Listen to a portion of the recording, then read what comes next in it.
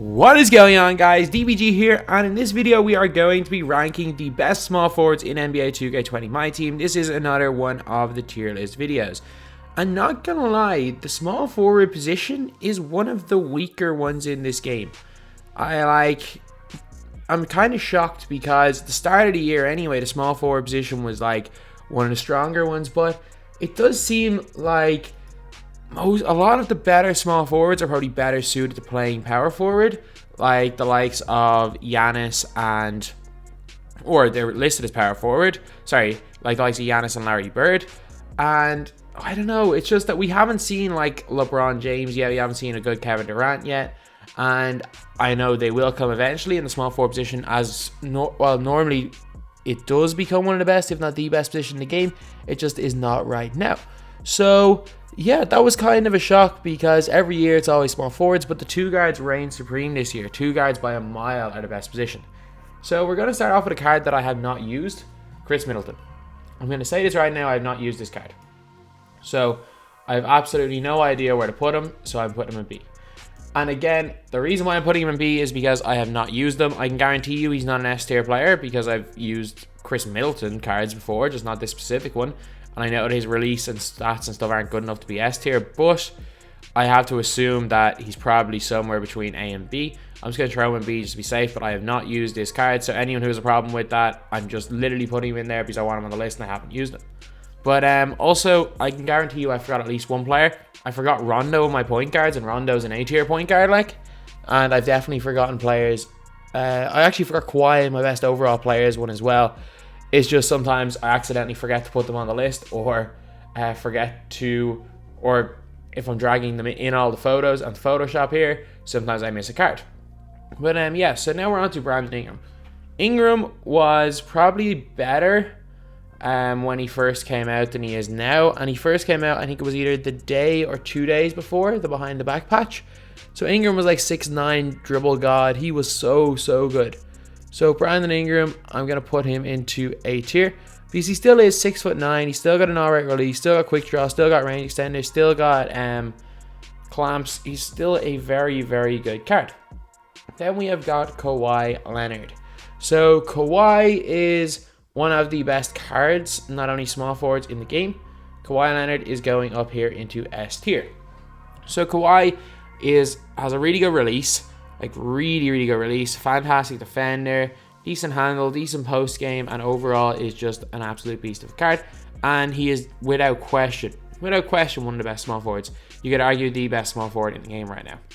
Now we have got Melo.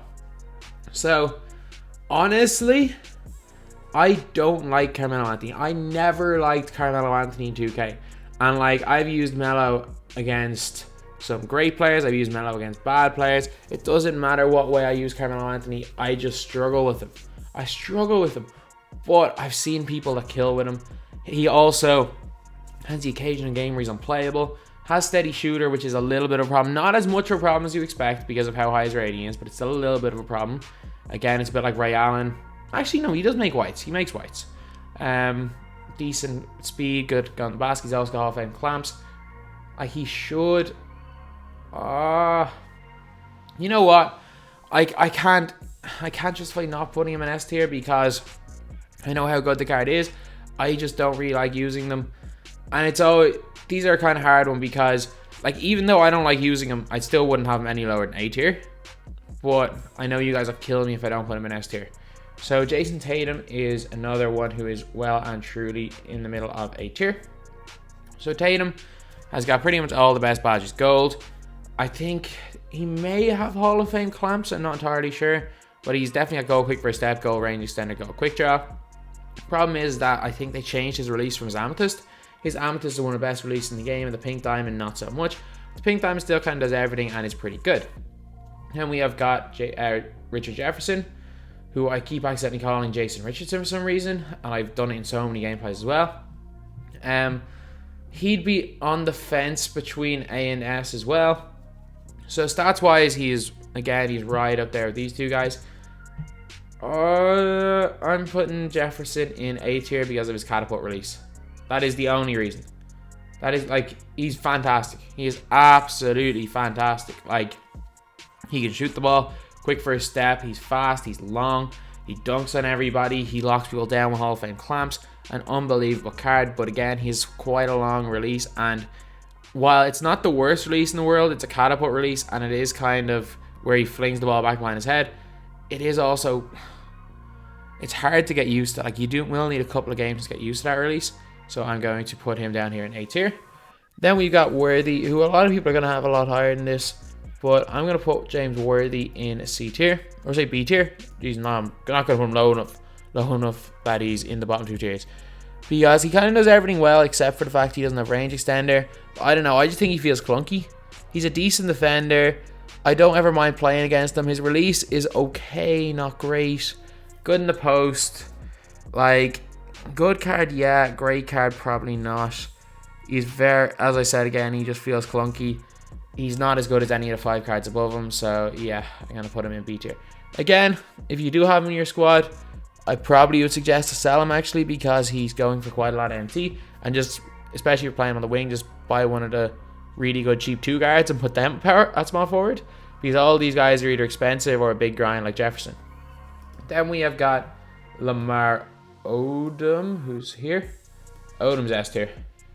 Odom is S tier. So Lamar Odom is 6'10", so he's got length. He's a great defender. He's quick. He's got an unbelievable release. Left hand, base 11. Got range extender. Man, this card is not. I'm telling you, this card is nice. This card is nice. Like, still, you could argue is the best small forward in the game. I wouldn't go that far, but you can definitely make the argument. He's like, and if this was last year in NBA 2K19, he literally would have been like an endgame demigod. He would have been this year's Hito. Like, he's that good. And for again, like, I remember I picked my very first Lamar Odom up for 50k. And then I remember I bought him back when the fan favorite packs came out. I bought him back for, I bought him for 50, sold him for 80, bought him back for 50, and I sold him like 3 days later for 80 after the 250k. But Lamar Odom, once I start getting a lot of MT back, he's going to be a guy that I'm going to look to put back in my squad because he's so good in this game. Then we have got Giannis. And I personally would have Giannis in B tier, but I'm going to put him in A tier because he's literally like, defense is ridiculous. Like, if any of you guys have ever seen the video of Colin Sexton playing defense, where he's like constantly faking between 2 players to try put them off, and because he was caught in basically in a 1-on-2 or a 2-on-1 mismatch, I'm just trying to get him to make a decision. That's literally the way people play with Giannis in this game. Like, maybe not necessarily this Giannis, the other Giannis is definitely better at it, but this one's not far off. But it's literally like he can guard all 5 players at once, and while he may not be the greatest offensive player, you can still pull out the hop step, you can still dunk. And if you have his release down, he can shoot when he's wide open. You leave him wide open, he can shoot. Don't leave him wide open, he can't. But again, a lot of times you have to leave him wide open, and for that reason, he's definitely A tier. D tier is Rick Barry. He sucks. He's so bad. We've skipped C tier, gone all the way to D tier for him. I'm telling you, he's terrible. Like, he has no clamps, no range extender, can't really shoot the ball, can't really dunk the ball. Like, he can't do anything. He can't actually do anything. It's crazy. And we got Peja. Peja, with no defense, is going right here into C tier. So, Peja can shoot the ball. He's got Hall of Fame Limitless, but his release is a really awkward one. Not saying it's a bad release, because a lot of people I know are used to the release and can hit a lot of shots with him. For me, I just can't, and I just think he's I don't know, I'm just not a fan whatsoever of this release, and I think that he is a massive liability. Like, when I play against him, I just run by him. I just think he's a huge liability on the floor. Sean Marion is going down here into D tier. He's a defensive player who can't really play defense. And if you're wondering what I mean by that, it's like brings very little on offense. His best thing is rebounding and post defense, and he's 6'7", so he's not going to be doing any of that. Like, people are going to be destroying him anyway, because of his height. He also can't really play perimeter defense because he's got no clamps. He's also got like 60 ball control and not the great speed with ball. So, like, yeah, this Marion's worthless. Like, he can shoot the ball. Like, he can actually shoot it. The thing Marion is known for doing least is what he's probably best at. Like, he can shoot a little bit, a good post game, but no, he's nowhere. Like, he's not usable right now, so I can't justify putting him anywhere above D tier. So Dr. J is going into B tier. So Dr. J is pretty good. Pretty good. Release is fantastic. Quick first step, Hall of Fame. Problem is that he doesn't really spread the floor much. For me anyway, that is a huge negative. Like, there's no way that there's a point guard getting above B tier for me that does not have range extender unless it's Ben Simmons. Unless you're like a freak guard like Ben Simmons or Giannis or something, no range extender means they're going to be B or lower. Now we're on to Scottie Pippen. Not gonna lie, never used this card. I know Uric or Air Up There 15. I know he's already got him to Opal. But Uric is just, I don't think there's a person that's put more hours into this game than Uric. Uric literally had in like October for game week 1, he had like five opals. Back when there was barely, like not even heat checks were out and he somehow had 5 opals. And now he already has Scottie Opal. Like, man, Uric must literally grind this game more than anybody else. Anyway, Scottie Pippen. I don't know anything about this card. I'm going to put him in A tier because he's an opal and can play defense. I don't know. I don't know. Could be A, could be B. I'm just putting him on the list because I think people go crazy if he wasn't on the list for the like 4 people in this comment section that have the card. Then we've got Jalen Rose, who is only not in D tier because he's a 6'8" guy that can play point guard. That is literally it. As the only reason he's not D tier. Does not bring much. Can't really play offense. Can't really play defense. But again, not height and can play point guard. Next we have got Grant Hill. Grant Hill is going into S tier. So Hill, he's got some of the best badges. He's got range extender. He's got Hall of Fame clamps. He can attack the basket well. Only negative is that he doesn't have a secondary position. But again, it's not the biggest negative in the world. But yeah, he's really good though. He's very good. Shoots the ball really well. Attacks the basket, defends. You can't ask for anything more than that. Then we got Dominique as the last player here. And Neek is going right beside Dr. J. I think they are almost the exact same card. It is all just preference. I personally prefer Dr. J. I think his release a lot better than Neek's. But I do think they're almost the same card. So yeah, that is kind of like the higher level players. And then some of these are not great, not gonna lie. These like a lower tier players that we're gonna have in this pod, but there are gonna be a few good ones. Kevin Durant going into C tier.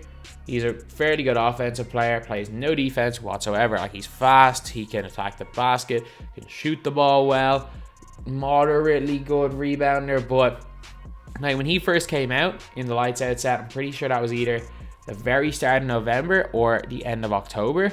So like, when he first came out, there was very few really fast players, if you get me.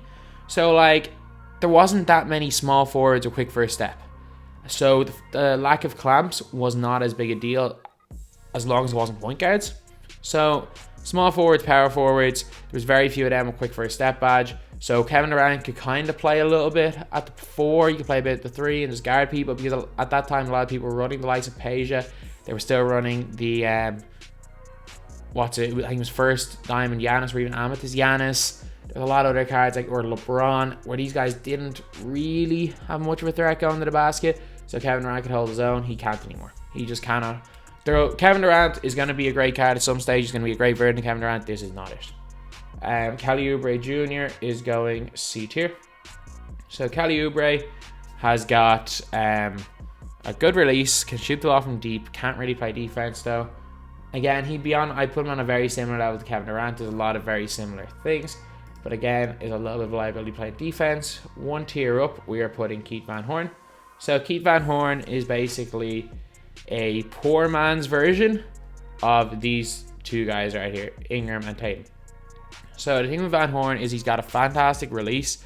He also has got gold range extender. He got gold clamps. He's 6'10", so he can actually play defense. Or he's 6'10" with clamps, and he's got good interior and perimeter defensive badges, so you can play with the 3 or the 4, and he can kind of guard people. Decent rebounder. He's fast enough. He's got good lateral quickness. So like, this card, obviously not this 88 overall. Once he's evoed to Amethyst, he is one of the kind of hidden gems in the game. I'm not going to put him over B tier because I don't think he's that good. I don't think he's like Landry Fields level hidden gem, but nah, he is pretty good. Next we have got Jamal Wilkes, who I'm going to put right beside him. B or C, B or C, B or C. I'm gonna put him in C. C, yeah. But higher level C. So he is like a budget Dominique or Dr. J. He's like a 10k MT version of them. So Jamal Wilkes has got really good speed. He's gonna be dunking on everybody. He's got a decent jumper when he's open from the corners, but he's got like Hall of Fame clamps. Like, he's elite. Like, he was elite. He was elite. I used to really like him, and for his price, you can't go wrong. But like, he's enough worse than these two guys here that I have to put him below. Even though, funnily enough, I did actually run Jamal Wilkes over James Worthy, but it was mainly because I was playing Jamal Wilkes at 2. And Bruce Bowen, when he gets at the diamond, B tier. Yeah, he's pretty good when he gets a diamond. Some people hate his release, some people love his release. I'm personally one of the people that love his release. I shoot so well, Bruce Bowen. When he's open, he hits pretty much everything for me, and he also has got Hall of Fame clamps, so can't go wrong with that. Again, reason he's not higher is no range extender.